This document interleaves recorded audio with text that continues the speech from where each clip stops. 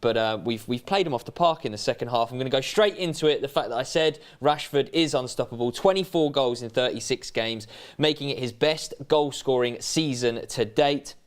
He scored more goals in all competitions than Chelsea have so far in the Premier League. He's the first Manchester United player to score 7 consecutive home games since Wayne Rooney. He's now the third top goal scorer in Europe behind Mbappe and Haaland. Ricky, do you still want to drop him against Newcastle in the final? Without a shadow of a doubt. No, I'm joking. Somebody asked me that today on Instagram.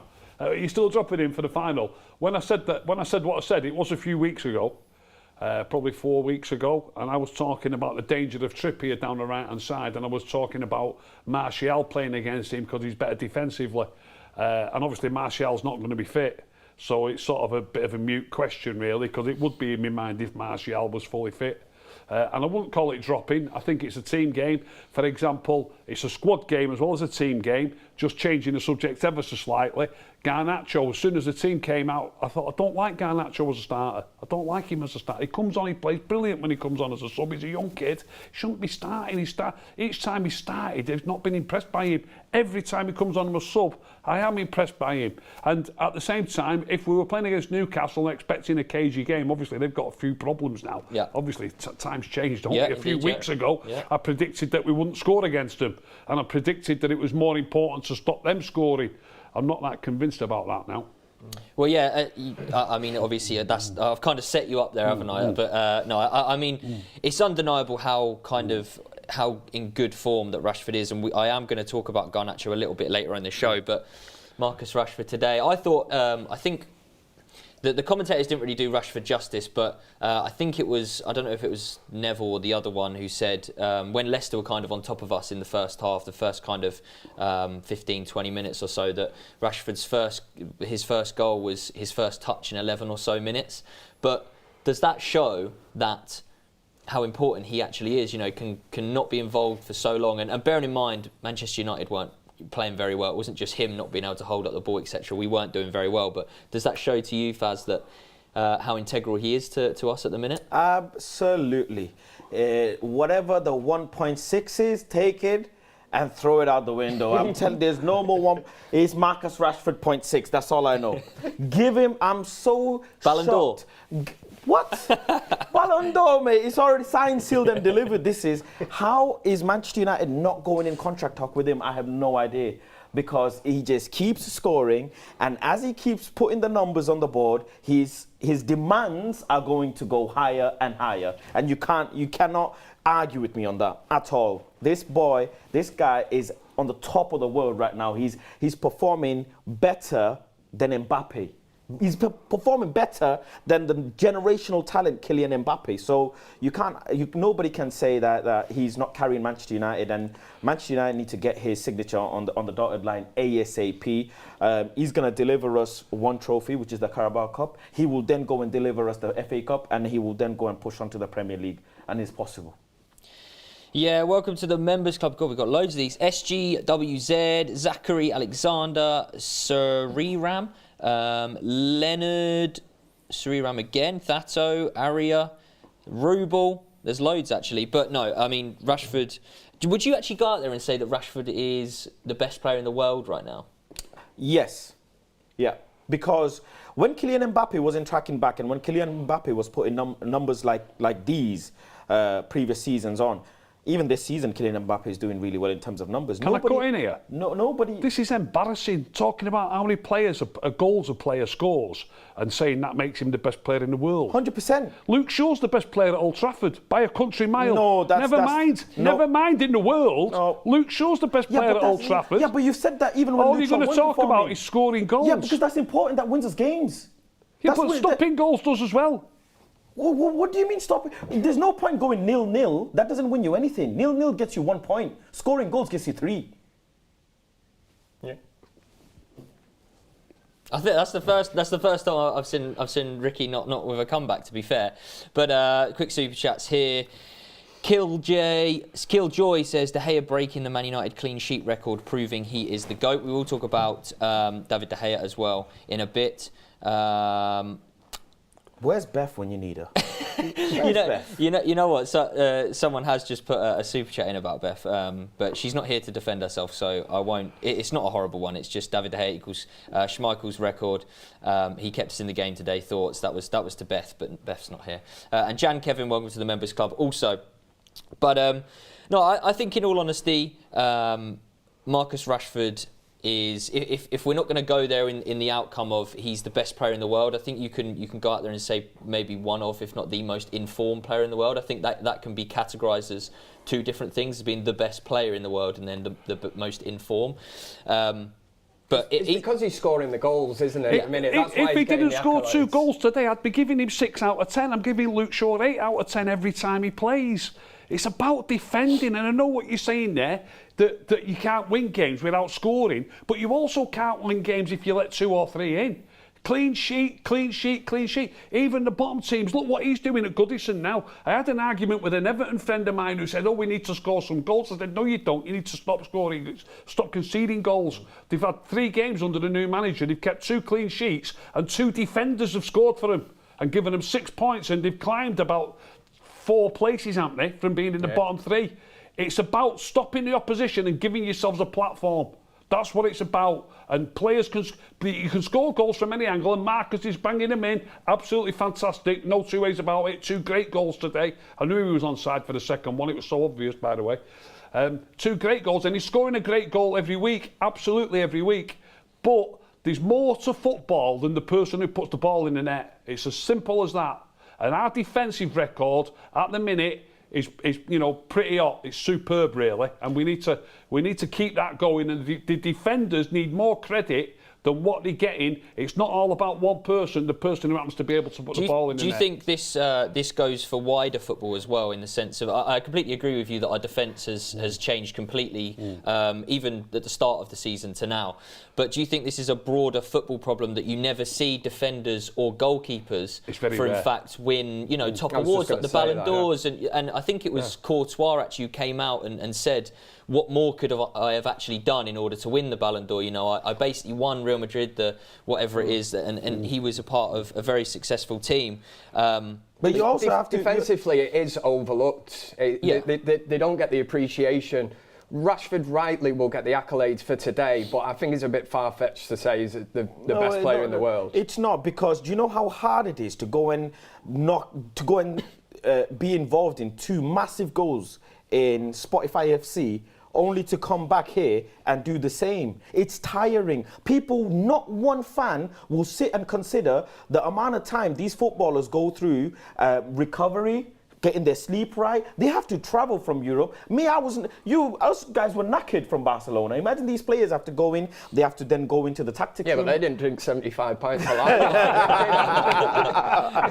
Yeah, they did. That's true, they did it. But, traveling on the bus, coming in and then doing their recovery, going and studying the game, going and perform. It is very, very tiring, physically and mentally. And to think Marcus Rashford is still sharp. That's the most. He's still sharp. You've played football. You know how it feels when you're tired. Your response is delayed. Your decision making is delayed. It usually is after 75 pints as well. When I so you have to give Marcus Rashford credit. I give my defence a lot of credit. Clean sheets are important. Ten Hag loves clean sheets. I love clean sheet. That's important.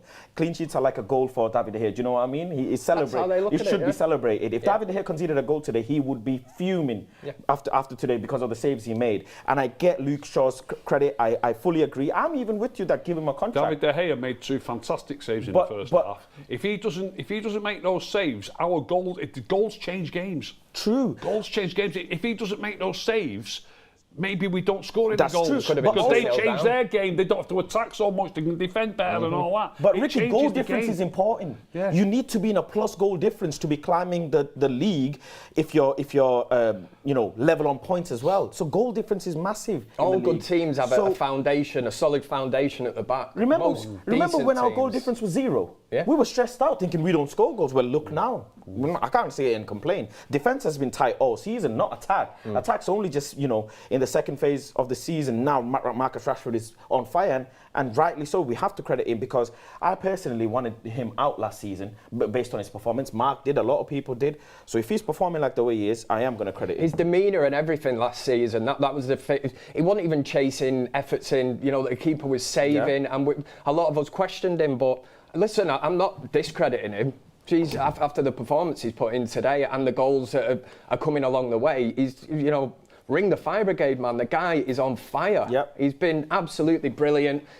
Big goals, and we're not talking tap-ins either. You know, the first goal today, it's great movement. The one in the new camp, again, headers, everything. Yeah. That is one thing, and it's not just down to him. It's the, you know, your Eric Ten Hag, Benny McCarthy coming in as well. Rashford, very much, when he did score, they were similar types of goals. He's now scoring with his weak foot. He's now scoring headers and showing that, you know, I've never seen what confidence has done to a player as much as what it has to him. It is really incredible. There's so many super chats coming in, guys, so if I do miss any, I do apologise. Welcome to the members club, Algernon, Emmanuel as well. Noah says our defence is not due to Luke Shaw playing well. He is playing very well, but Martinez and Casemiro are the best and most important players in the team. Billy Smith says Ricky is obsessed with Luke Shaw and McTominay. Shaw is decent but far from the best. Rashford, Casemiro and Bruno are far more important. Every game Shaw has missed, we have won without him. There is so many coming in, it is a joke. Andrea says, but Luke Shaw doesn't keep clean sheets, get that on the end, and defend. He also creates from the left when he's playing in left back. Ricky's absolutely right. I mean, it's quite clear that people are going to have different opinions on different players. They view the game in various different ways. A lot of people, and I was actually having this conversation with producer Ryan about how stats in the modern game are very easy and to look at, and very easy to almost manipulate a little bit, whereas back... That's something that I'm trying to get over to people, really. The way... Look, I'm not having a pop at Marcus. Is absolutely on fire. The goals are important, and like you say, all different types of goals. But in this day and age, I feel as though somebody... Let's say we were all had a vote on the Ballon d'Or. I feel as though 80% of the people don't even need to watch a game of football. All they need to do is look at a sheet of paper and go, him. He's got that many goals. He's the best player in the world. They don't even watch the game of football. They don't have to.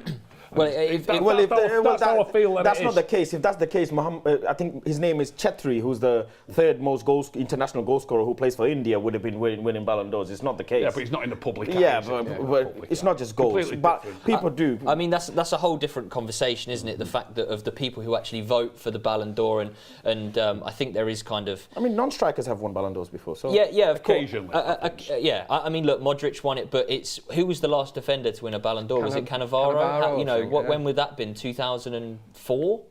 I don't even know. That must have been when Italy won the World Cup then, yeah. Around then. So it is very hard, and I get it, right? Because I still think even if a defender, every single game they played that year, kept a clean sheet, played ridiculous, but a player scored 30 goals in a team who finished mid-table, maybe won one trophy, that attacker would stand a better chance at winning the Ballon d'Or than the defender. But that's not anyone playing football's fault. That's just the people that vote for the journalists and the people who just go, look, he scored 30 goals, they won one trophy, yeah, he's class. It's not really the right way to vote. But Barima says, Ricky, I think you need to apologise about saying anyone can score Rashford's goals because clearly Weghorst couldn't score them today. I've never said that. The people don't understand what I'm saying. What I've said is that we will still score goals, and not just Marcus. If any particular player is missing from the team, like I always say, we play better with Martial. We score more goals when Martial plays. That's usually the case. He's missing, but we're still scoring goals. I believe if a certain player, whichever player it might be, we've got a good squad. We're playing some Sancho's come on today and played absolutely brilliantly in the number 10 role. Yeah. We've got players coming back. We've got a good squad now, and I think the manager's doing a fantastic job. I've not said, it's two different things. I've not said somebody can score the goals that Marcus scores. He's scoring some unbelievable goals. What I have said is that the team will continue to score. They'll just score different goals if he's not there. Yeah. Understandable. Alan Kenny says, defending is way harder than attacking. Defenders have to be alert 100% of the time. Takes way more concentration. Attackers don't.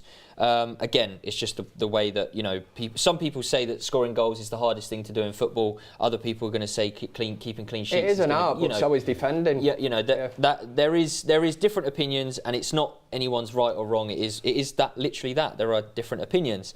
A lot of people, obviously, in the chat want to talk about De Gea, so we can go and move on to him, especially after what Beth has expressed as her opinion of, you know, there was that video that came out, but. I mean, there's no doubt he, as Ricky alluded to, the 2 saves in the first half, absolutely ridiculous, but almost typical De Gea saves, right? Not that he should be making them, but we're so used to seeing him. All of a sudden, Inspector Gadget arm comes out and somehow he pulls it off the line. The question, and I'm playing devil's advocate for this because I know my opinion. I just want to kind of get yours as well. It's quite clear that he has cons, you know. But does his pros clearly outweigh the cons that he does have? Ricky, we'll start with you first. Start with me on that one. I'd have to say, yeah, the length of time that he's been with the club, the amount of games he's played for Man United, I do think his kicking does let him down quite badly at times. There was one, I can't remember what game he was in a couple of weeks ago, where he kicks it 20 yards, he didn't get higher than this straight to one of their players. Luckily, nothing came of it. So his kicking does let him down, but he's a fantastic shot stopper, and the two saves today, like I've just said, we don't want to bang on about it, but again, change the subject, but equally as important as the goals. If they don't get stopped, it's 0-0 at the time. If they don't get stopped, maybe we lose that game. You don't know that, because it changes games. So his saves are absolutely. There's no reason why David De Gea shouldn't be man of the match today. If you're going to talk about important moments. When we come to man of the match, I think you'll know who I'm going to say, because it's about your overall performance in the full game. But David De Gea had 2 moments today that are equally as important. Well, this is the thing as well, is De Gea in the first half was a lot more active than he was in the second half as well, right? We did well as a team to shut Leicester out, and therefore he doesn't have to do as much work. But are you pro De Gea? And I do understand that people's opinions will change near enough week to week on this, because it's the same with Fred, right? Maybe not to the same level, but Fred will have a good game, everyone loves him. He has a bad game, he needs to go. Maybe it's not that extreme, but people do kind of go from one angle to the other, don't they? But I totally get any supporter who says that David De Gea's kicking is not the strongest point of his game. I think it's something that he's developed. It's got a bit better, but I can understand the argument from Ten Hag's point of view, the way he wants to play football, and to get one of these keepers that is good with the feet. And I think that will come in time, but at the minute, the pros outweigh the cons massively. I don't see David De Gea as being any issue at Manchester United. As Ricky's just pointed out, the 2 saves today in the first half are the difference between winning a game of football and losing it. It's just as important as scoring a goal.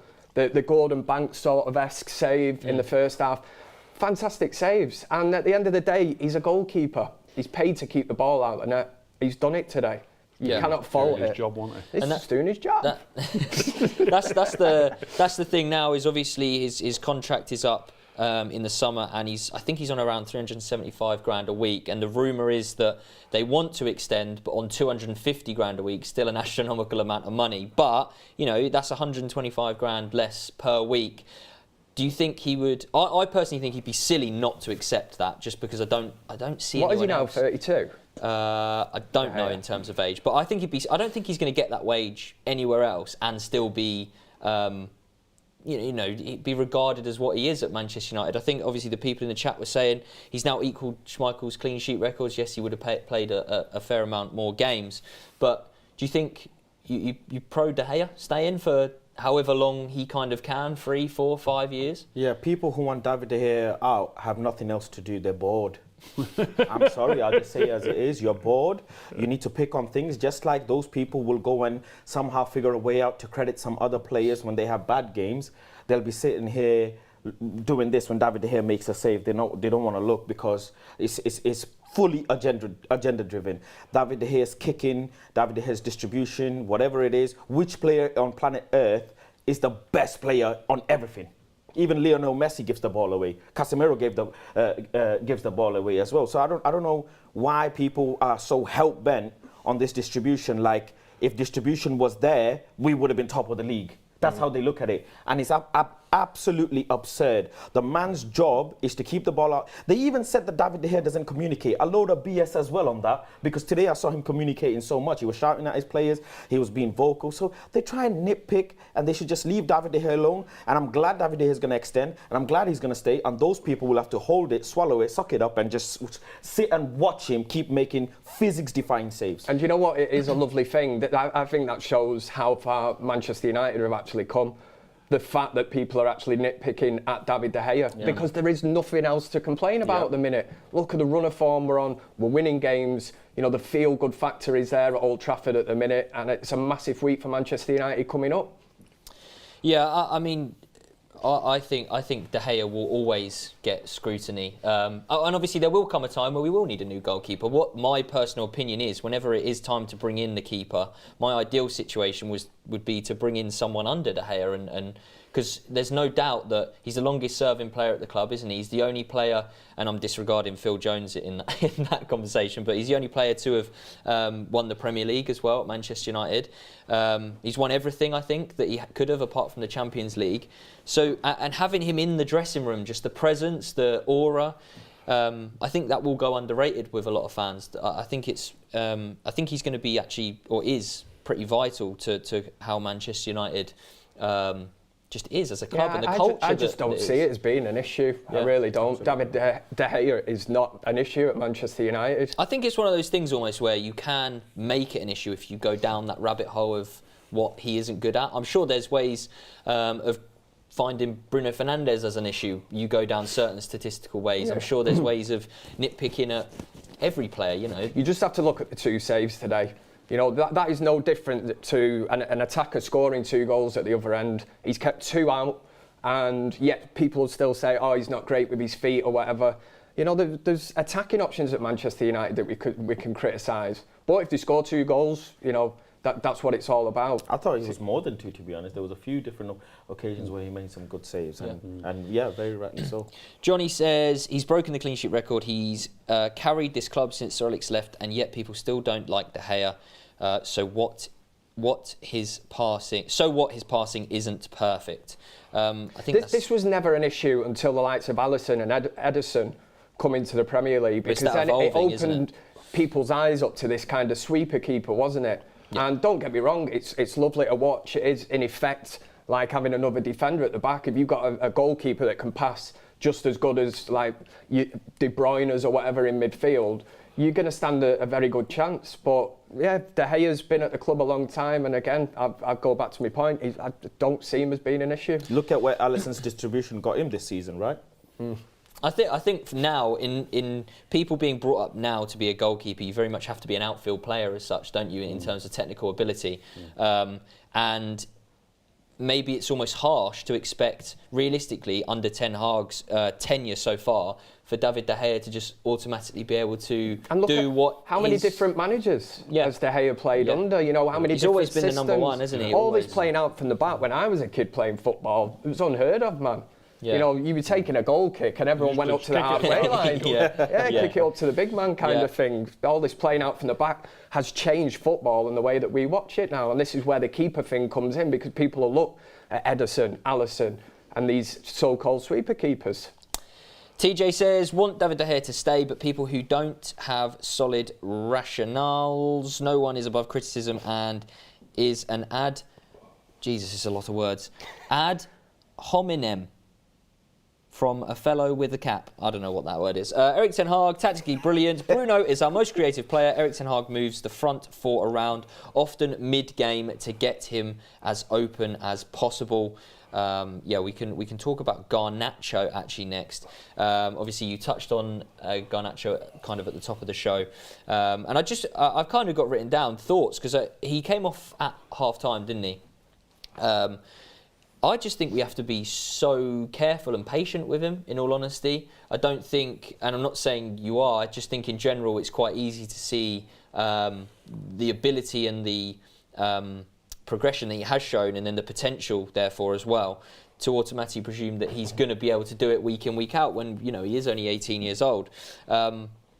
He didn't have... I don't think what helps his factor is when Sancho did come on, he obviously played very, very well. That kind of, I guess, doesn't help his case. But Garnacho, I'm pretty sure you're a big fan of... Well, we're not. None of us are not fans of Garnacho. I think obviously it's a given. But do you think we just have to be patient with him? You know, make sure that now it's almost, you're going to start on the bench, but it's not because you're all of a sudden rubbish. You know, it is just management. What Ten Hag has shown he's very good at. He's still a teenager in essence. He's an adult, but he's still in his teens, and he has a lot to learn about just the game of football. He has a lot to learn about Ten Hag's system and what he demands from him. He has a lot to learn as to how to help out his fullback and certain positions he has to be when phases of play is changing hands.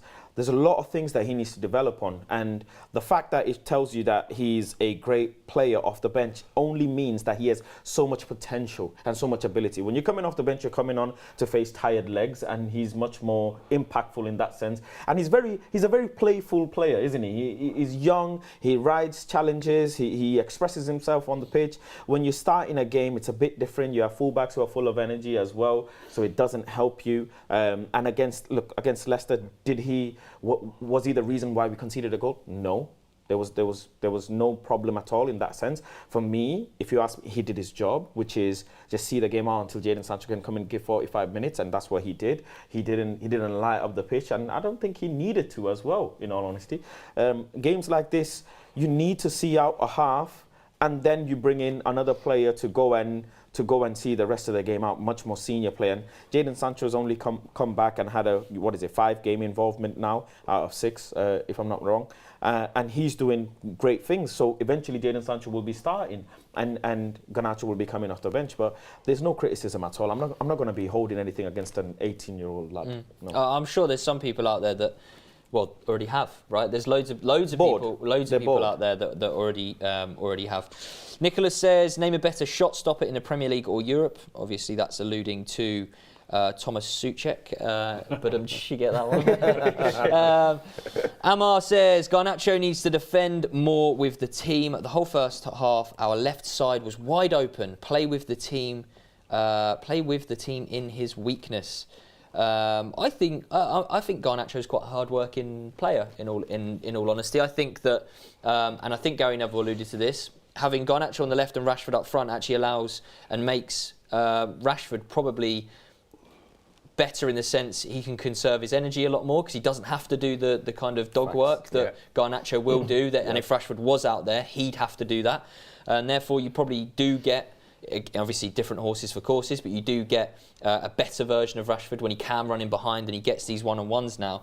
So I don't know, bit harsh for me to say that, you know, our whole left side was wide open. I think, and he wasn't the reason why we kind of had that bad first half. Alan Kenny says, look at the stats for De Gea under Van Gaal. He is well able to play this style. And the Inquisiton says Garnacho did a lot of tracking back today. There you go, someone else who expresses the same opinion. But yeah, I think overall we just have to be patient, in all honesty. But Weghorst, number 10, again, pretty common theme now, isn't it, that we're seeing him in number 10. I'm actually going to say his work rate is up there with Bruno Fernandes's and Fred. I think that's one thing you've got to give Fred credit for, is his work rate. Sometimes he is a bit of a headless chicken, but he don't stop running. He did actually make the most tackles in the first half with 4 out of any other player, and that's a number 10, right? Like you'd think a centre-back or full-back, whatever, would be making those. But just for me, he just has to be more clinical in front of goal. I think he had that chance against Barcelona, obviously. He had a couple today. Obviously, that overhead kick was, you know, he's too big to be trying that. He can't get his... You could count that. No, he can't. He can't get his legs up quick enough. But again, I think the only thing you can say from today's game really is that he didn't score, and he had the opportunity to score. I think I thought he played very well. I know you're obviously a big fan of Weghorst. Do you think that? Obviously, he's not been brought in as a number 10, so it's almost a little bit odd, isn't it? That he was brought in as a number 9. You know, this all goes round in a circle again about it being a team game. And in the first half, we was under the cosh that much. I mean, we've talked about the saves. It's not just the saves. They missed a couple of chances as well without him having to make a save. You know, Leicester could have had 3 or 4, easily could have had 3 or 4 goals in the first half. You certainly expect them to put 2 of those chances away. And a lot of the reason was that we were under pressure because we couldn't get hold of the ball in the first half. Marcus at number 9 with his back to goal wasn't getting hold of the ball. But Garnacho, he was working back.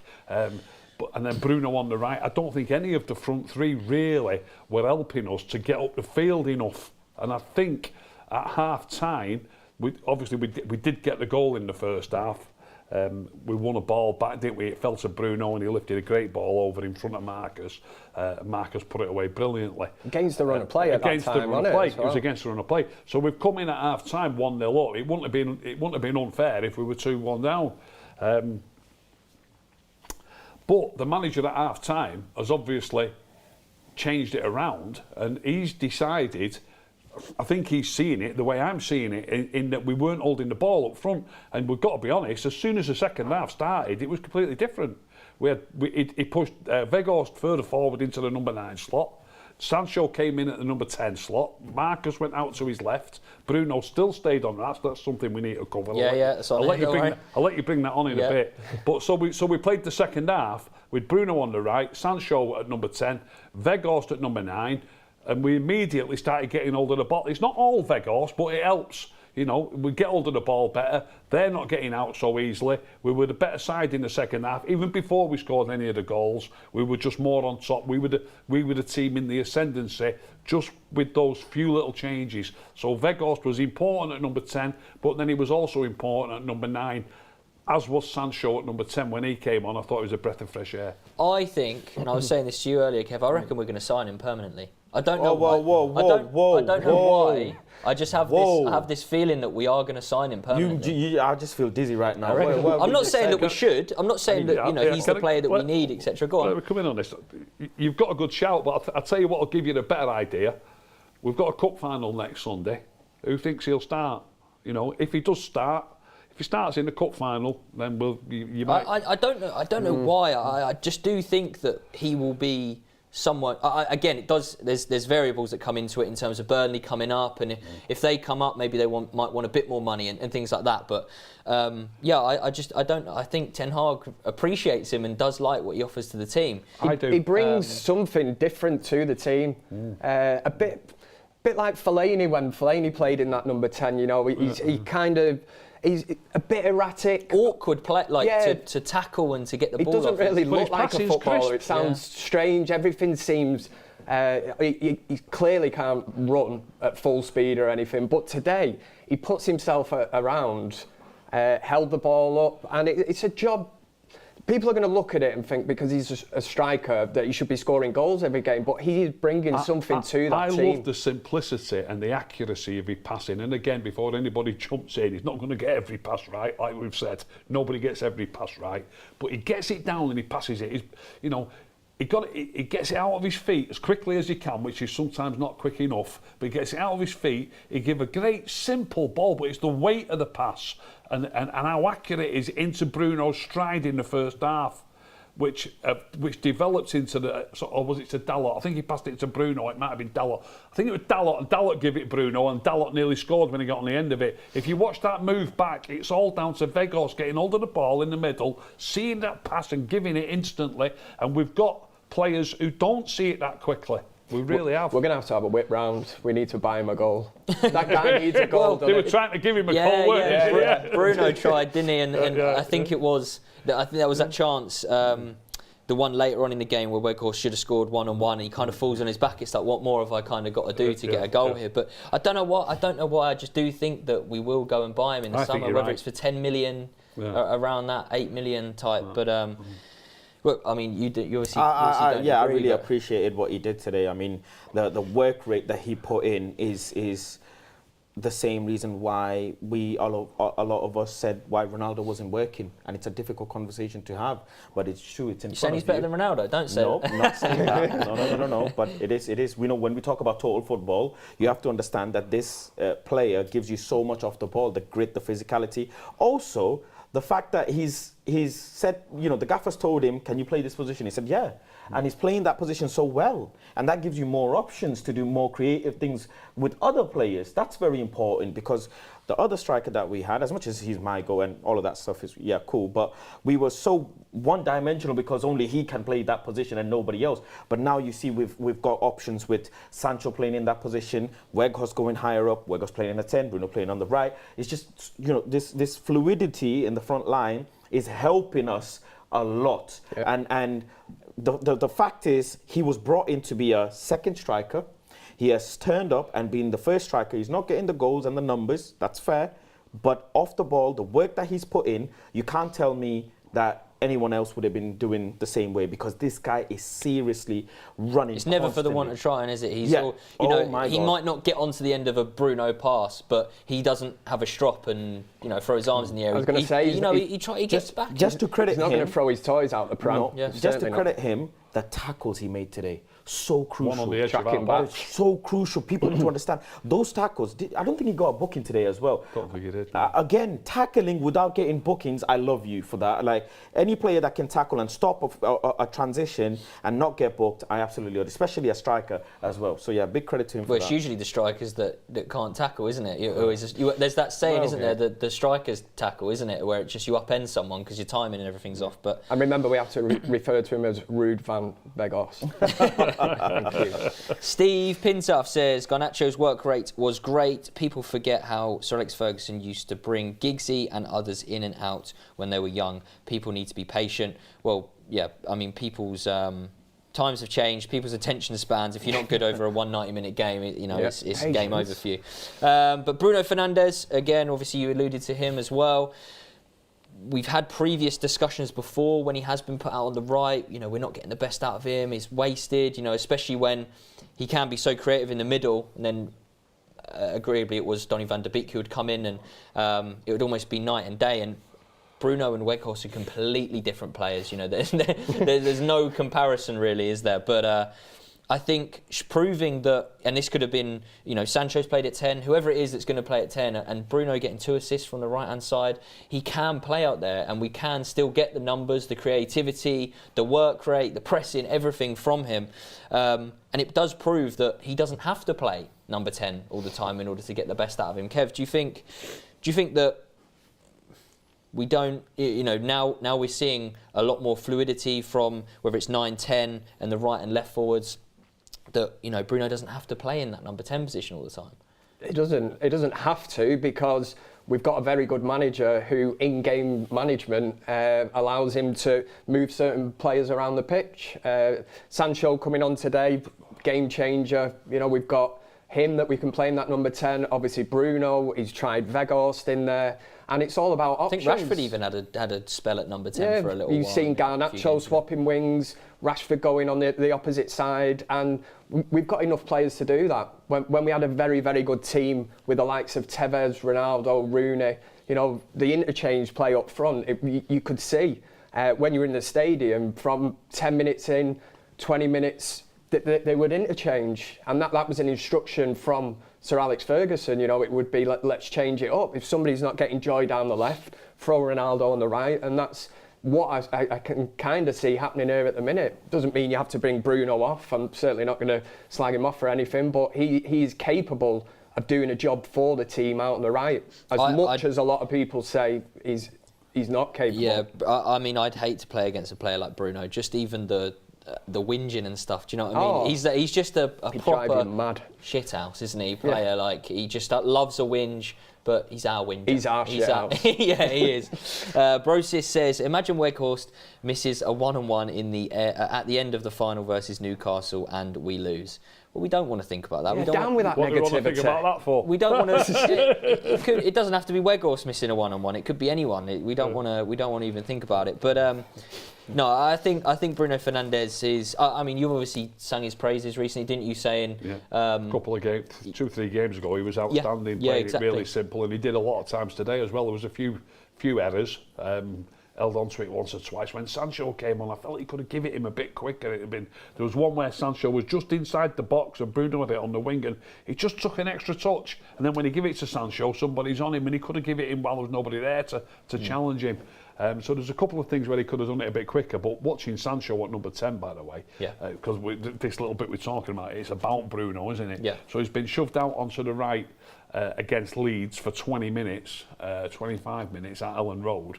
I know we've seen him play there before, but I'm just talking about this little run now. So Weghorst played at 10 for about 25 minutes at Ellen Road, and Bruno played on the right. Didn't expect that to lead. I don't think anybody did expect that to lead to Weghorst playing at number 10 against Barcelona. No chance. I don't think anybody did, and he's played a full game at number 10, and Bruno's played a full game on the right.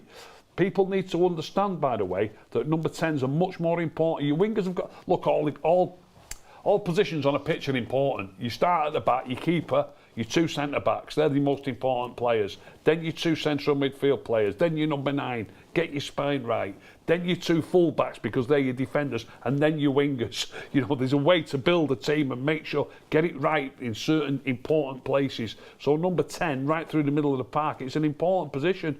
Bruno's been moved from an important position in favour of Weghorst, and I was absolutely staggered today at half-time when we moved Weghorst to number 9 that Bruno didn't come back in there and Sancho came on the wing. That's what I expected to happen when I saw Sancho coming on. But Sancho's now playing at number 10. We've now gone nearly 2.5 games without Bruno playing at number 10. Watch this space. It's very exciting having Sancho back. It's more or less like signing a new player, isn't it? Because I think we all know he's got the ability. We've seen what he did at Dortmund, and it's been stop-start Manchester United. Hopefully, then problems are behind him now, and we can get a decent run of form from him. Well, Sancho's the next topic that I want to talk about, and I mean, I don't think he was dropped. I think again, it's just weaning him in that rotation, and you know, he did miss. What was it? 15 games, 18 games, you know, 17, I think. a fair amount of football, and to come in and expect, you know, the world from him and to constantly play would be a little bit too much. But again, he shows when he comes on, he had a huge impact, that number 10 position, because it was interesting. The first game he did play, he was 10, wasn't he? And then he's had a spell back out on the right, and now he's back at 10. So again, showing versatility, what he can offer, and. Yeah, I mean, if he played the whole game like that, there'd be an argument for man of the match. In all honesty, he got a goal as well, and it's just fantastic team goal. It's just Ten Hag ball in full effect, isn't it? Balled his best, but no, it's just huge and nice. It's such a heartwarming kind of story, isn't it? That the way that he had to go away for kind of whatever reason. I like the fact that that specific reason hasn't come out as well, that it has been, there's no reason for it to come out. It doesn't need to be anyone else's business. People can speculate however they want to, but all that matters now is that he's back scoring goals and playing well. Do you think that going forward, Faz, he can be pivotal to our success this season, whatever that may be, Carabao Cup trophy, whether it is Champions League, whether it's the FA Cup, whatever, Europa League? Do you think he's you know, could be one of the guys moving forward? Yeah, he needs to be. He needs to be able to play full 90 minutes. He needs to be able to keep progressing the way he is today. Out of all the games that he's been involved in since he's come back today, he's impressed me the most, because you saw a lot of the times Leicester players tried to get on top of him and try and close him down on both sides, on the left and right, and you see this little turn that he did, very like tiptoe touch, and then he turned, and then he just turned back to facing the goal, and that is absolutely, you know, Jadon Sancho written all over, and that's what we want to see. Even the pass to Bruno, and then, you know, asking for, getting in a position to receive the ball and then score a goal as well. These are intricate things that Jadon Sancho is good at, and this is what we need. We need a player in the 10 position who has really good touch, because Bruno Fernandes, as great as he is, sometimes his touch is a bit shaky. His first touch is a bit shaky. To play you saw it today. Sometimes his first touch is a bit shaky. From it a little bit. It's not discrediting Bruno at all. Just pointing a little bit out. So Jadon Sancho in the 10 position will bring you great first touch and also great silky passes to his forwards, and then, as we say, pass and move. That's more important. You pass and you move and you create that space. You drag a player with you, and you give your forwards options to link up with you. And Wout Weghorst will be, you know, really crucial for this as well, to be linking up. One of my question marks is, where does Anthony fit into this when he comes back? Because Anthony is the fascinating. It is, because Anthony's the preferred player on the right for Ten Hag. He's out at the moment. If and when he comes back for a Barca game or the cup final, will he If Anthony starts on the right-hand side, that just solidifies that that's Ten Hag's guy, point blank period. There's no turning back. I don't think he will. But then he might not because he needs a couple of games to get into match rhythm. But then he's wanted a left-footed right winger only to go and play Bruno a couple of games on that side. But I'm not complaining. My thing is, if there's players who give you different things in the same position, that's a good thing. Nice headache to have. Yeah, if you have a right-footed player playing on the right, that ticks Ricky's box. If you have a left-footed right winger, it ticks my box. So I'm not complaining. I'm happy. I'm just fascinated to see what's to come. But Jadon Sancho, for me, just keep building, and hopefully he can end the season very strong. Well, it will be interesting. You bring up the Anthony point because I want to get this right. And I think in a press conference, Ten Hag was asked about the availability of Anthony, Martial, and obviously McTominay was back today, which is good to see. Again, more depth. Didn't think he played bad when he came on. He did the simple things right, and obviously a lengthy time out as well. But yeah, as you say, it will be interesting because I don't think they will be available for the Barcelona game. I think the question was, will they be ready in time for the Cup final?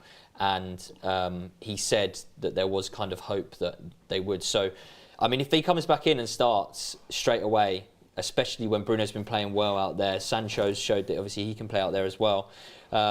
It'll almost be a little bit disheartening for the players that have been playing well there, I do think, in all honesty. Salim says, this is pure Erik Ten Hag masterclass. He has brought back the Man United passion in football.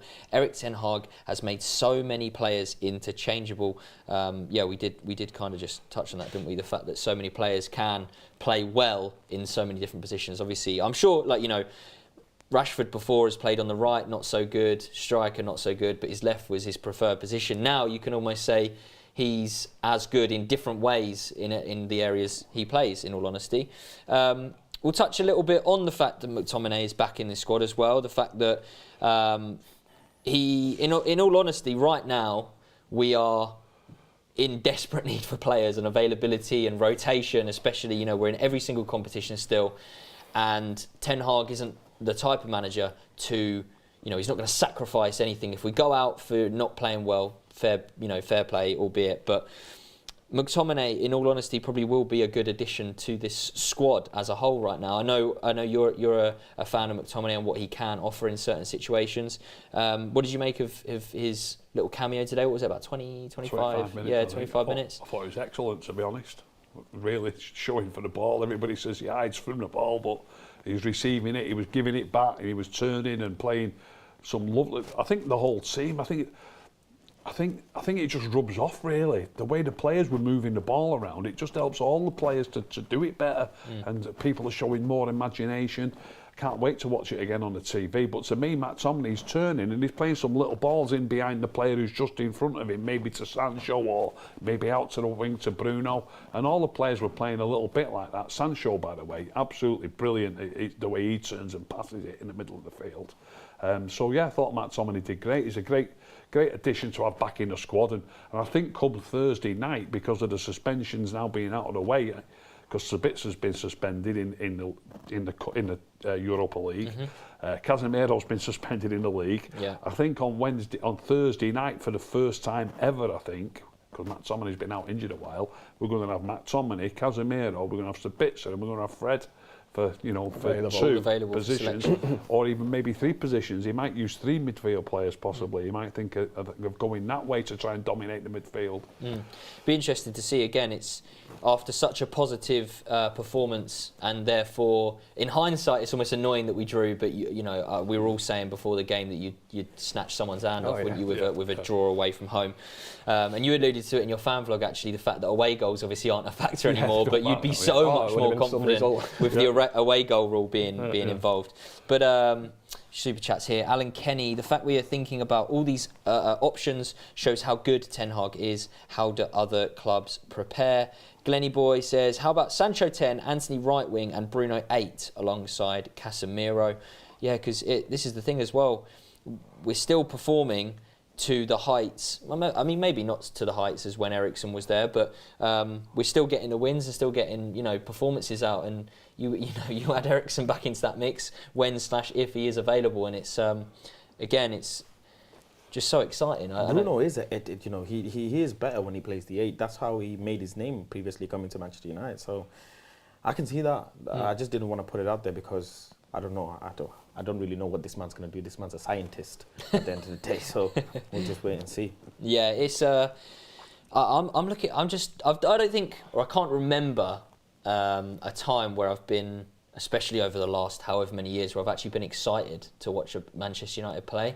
Yes, I still get very nervous before a game, but it's a different type of nervous. It's not nervous because we're going to play rubbish. It's nervous because now there's almost that level of expectation to keep the performances going. I think it's very different. We were lost for years. I think we've actually got an identity now, and that's why I think it makes it a lot easier for these players coming into the team just to fit into a system, because we have a system, a way of playing.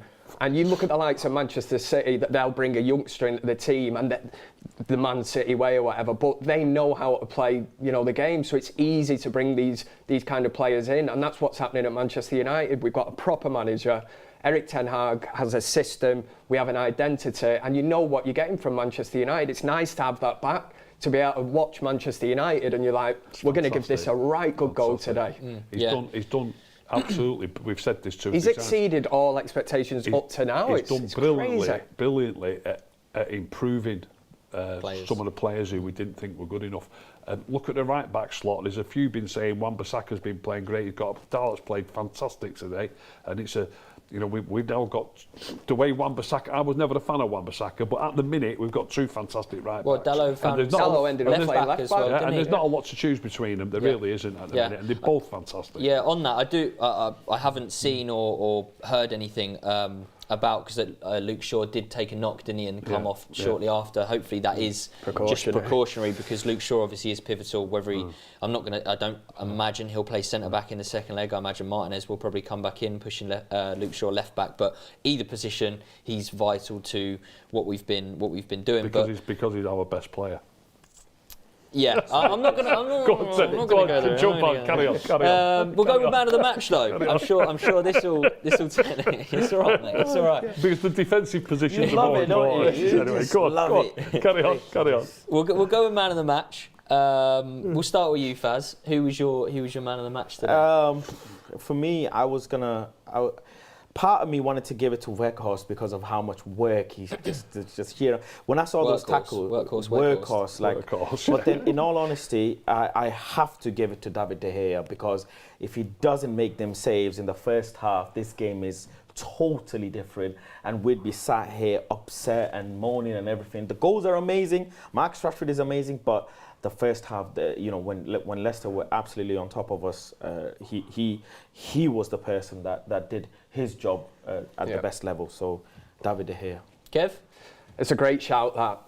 I'd sound like a hypocrite if I went down the Rashford route. He's got the goals. I would have liked to have gone with De Gea, but I'll go something different. I'm going to go with Weghorst today. As an all-round performance, like I said earlier, the guy just needs a goal. Yeah. Old Trafford will erupt, and would it be nice for him, if he gets it on Thursday night? If not, if we can somehow win the Carabao Cup on Sunday, if he gets a goal, then he's legendary. They always say you should never fall in love with a loan signing, don't they? Because you never know what's quite going to happen. We'll get him a statue outside Old Trafford and everything. All hail Ruud van Weghorst. I wonder if he'll start both games. Obviously, there's only 3 days between the two games, isn't there? So that'll be fascinating. Yeah, it'll be interesting to see. But Ricky, who's your man of the match? Apart from Luke Shaw. Scott McTominay. Apart from Luke Shaw.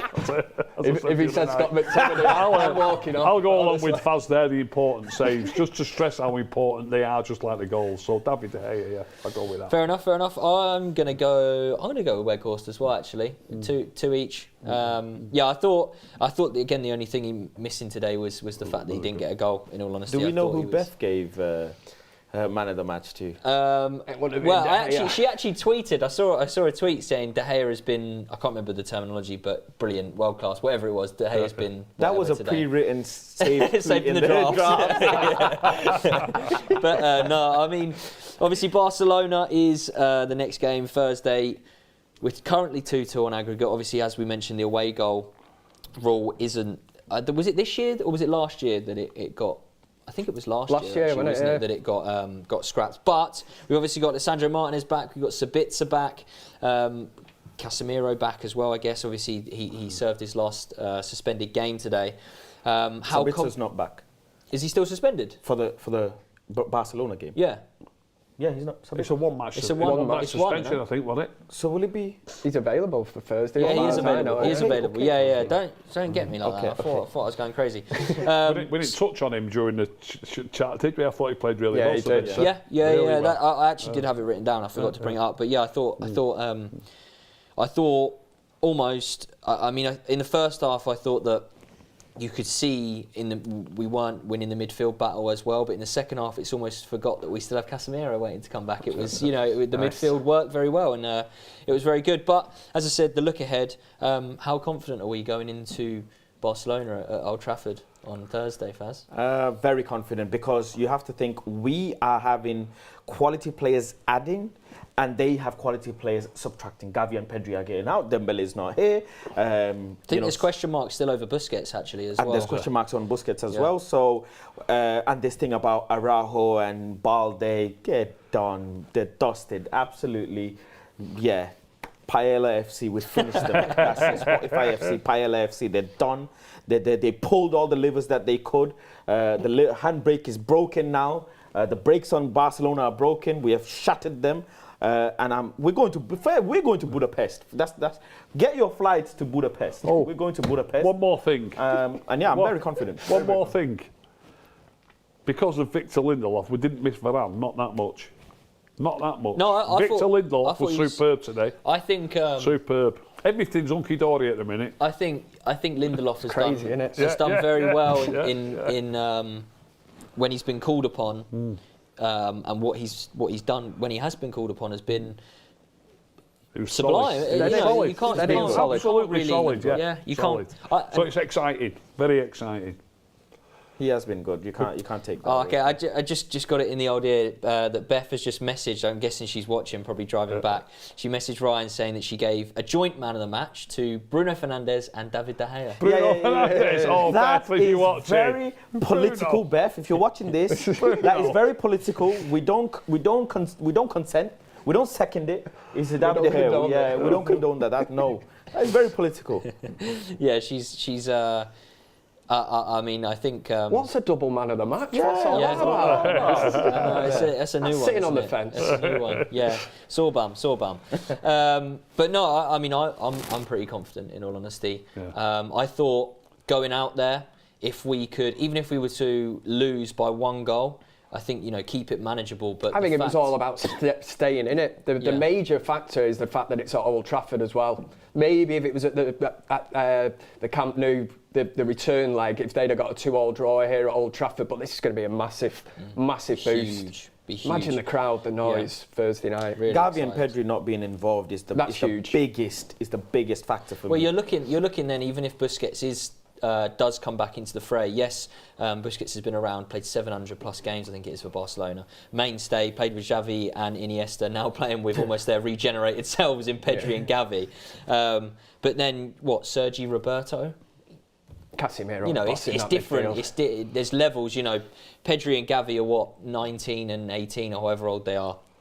And so, I mean, Sergi Roberto's been around the block, hasn't he? But he hasn't got a scratch on them too. As much as you think, Gavi and Pedri are so pivotal for Barcelona's system, it's actually Balde as well. They have a lot of weight on what the fullbacks can do and how they play. And Frankie de Jong on top of that as well. And to think how we actually managed man-to-man and figured out a way to beat their press, figured out a way to make sure that they don't get on the ball, figured out the way that Ter Stegen doesn't pass to Alonso quick enough. We blocked so many different things in that game. It told me that there's no way they can come to our gaff and take a win. I don't believe it. The chances we created as well. Yeah, we made Frankie de Jong go from a double pivot to go behind next to Alonso to try and receive the ball. That's how well we were marking and pressing. So, considering that the two crucial players are out and Balde got found out, Araujo got found out, they don't have any chance. Xavi is sat there thinking, Marcus Rashford, ¿dónde estás? Where is Marcus Rashford? Because he's going to pepper them again. Yeah. We'll quickly run through score predictions and who we think might score. Ricky, what do you reckon for the return leg at Old Trafford? You know, I don't like predictions. if you could predict scores of football games, you should be going in the bookies and putting some money on it. But I do fancy us to win. I'll go 2-0 and Marcus to get at least one more. Kev? I think I'd go with a 2-0 win. Who grabs the goals for you? Rashford and Bruno. It would almost be wrong now to say that Rashford isn't going to score. Do you know what I mean? Like, it is just like inevitable. It's like, well, you're gonna concede to Rashford at some point. Like, there's no. Obviously, we're watching the game, and it's like, yeah, he's gonna score at some point. But I have got one criticism of Ten Hag today, taking Rashford off. When he was the hat-trick. Because Kev had a fiver on United to win both halves and Rashford to score a hat-trick. And then he brought him off. I was sat there like, oh, come on, just leave him off for another 10 minutes at least, please. You wouldn't be saying that if he came off limping or something. More, wrap him up. Faz, what do you reckon? I think it's going to be 3-0. I think Xavi's, he's been found out. He's been... Fraudalona has been found out. That's what I called them. Scamalona, I called them. They've been found out. And got any more? Paella FC, Spotify FC, all of that. Tapas FC. But yeah, they're going to come to Old Trafford and they're going to go back empty-handed. They're going to get knocked out of Euro. Yeah, I mean, obviously there's a load of other playoff legs as well. But would you say Manchester should we get past Barcelona? Is the only team kind of that you could say has a better chance at winning Arsenal? Is that the no? No, absolutely not. Arsenal have not been in a position like this where they've been top of competing for the title and be in Europe, week in, week out. They've actually not even played a European game yet. And Arteta's been complaining about fixtures and etc. I mean, look at what we've just played. Yeah, look at what we've just played. So when it comes to the thick of things, and they will get European games coming in, they're going to feel it. And I really don't think they will be able to sustain it. I haven't seen Arteta have major injuries. What I'm saying is, say if you had like the favourites, would Manchester United and Arsenal be the two teams that you'd like to say would be the ones that you go, they'll win? Yeah, okay, if you look at it from form-wise, sure, but I haven't seen Arsenal do, other than coming top of their group, I haven't seen them do much in Europe. I can't credit them. I fancy us to be winning Europa League. It'll be in all honesty, it will be interesting because there was some strange scores in the other games as well. I think Ajax lost, didn't they? I think Roma lost as well. Yeah, there's some interesting scores. So hopefully, fingers crossed, touch wood, we do get past Barcelona, and there'll be another big away day on the cards. Whether it's Roma, whether it's Ajax, wherever it may be. But no, that rounds off the show. Appreciate everyone for stopping by. Appreciate all the super chats as well. It flew by, and obviously when you sat with these three beautiful men, well, Manchester United have picked up 3 points, scoring 3 goals, keeping a clean sheet. What more can you ask for? Except for you guys to leave a like and subscribe, and we'll catch you in the next one. Bye bye.